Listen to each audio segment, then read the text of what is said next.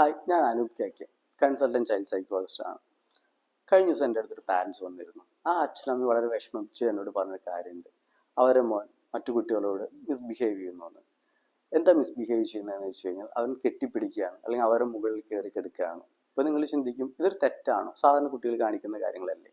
പക്ഷേ ആൾ കാണിക്കുന്ന ബിഹേവിയർ പാറ്റേണിലാണ്, അല്ലെങ്കിൽ ആ പൊസിഷനിലാണ് ബുദ്ധിമുട്ട്. ഒരു സെക്ഷൽ ആക്ടിവിറ്റി ചെയ്യുന്ന പൊസിഷനിലാണ് അവൻ ചെയ്യുന്നത്.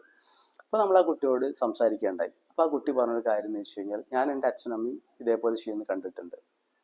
നമ്മൾ പലപ്പോഴും പാരൻസ് ചിന്തിക്കുന്നതേ, കുട്ടികൾ ഇതൊന്നും അറിയുന്നില്ല, ഈ സെക്ഷൽ ആക്ടിവിറ്റി ചെയ്യുമ്പോൾ കുട്ടികൾ അറിയുന്നില്ല, കേൾക്കുന്നില്ല എന്നൊക്കെ വിചാരിക്കും. പക്ഷെ അങ്ങനെയല്ല, ഇവർ കുറേയൊക്കെ കേൾക്കുന്നതും കാണുന്നുണ്ടായിരിക്കും. നമ്മുടെ ചില ഇനക്കങ്ങളും ചില ശബ്ദങ്ങൾ പോലും ഇവരത് അറിയുന്നുണ്ടായിരിക്കും.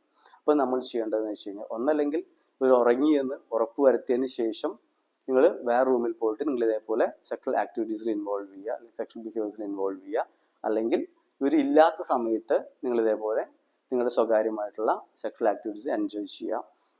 അല്ലാത്ത പക്ഷം ഇവർ കണ്ടു വളരുന്ന കുട്ടികളിലെ വളരെ ബിഹേവിയറിലും അതേപോലെ പേഴ്സണാലിറ്റിയിലും വളരെ ബുദ്ധിമുട്ടുകൾ ഉണ്ടാവാൻ സാധ്യതകളുണ്ട്. ചിലപ്പോൾ ചില കേസുകളിൽ അവരുടെ പേഴ്സണാലിറ്റിയിലും അതേപോലെ ബിഹേവിയർ ഡിസോർഡറിലേക്ക് വരെ പോകാനുള്ള സാധ്യതകൾ കൂടുതലാണ്. അതുകൊണ്ട് നമ്മൾ ഇത്തരം കാര്യങ്ങൾ നമ്മൾ കൂടുതലും പാരൻസ് ഒന്ന് ശ്രദ്ധിക്കേണ്ടതുണ്ട് കേട്ടോ.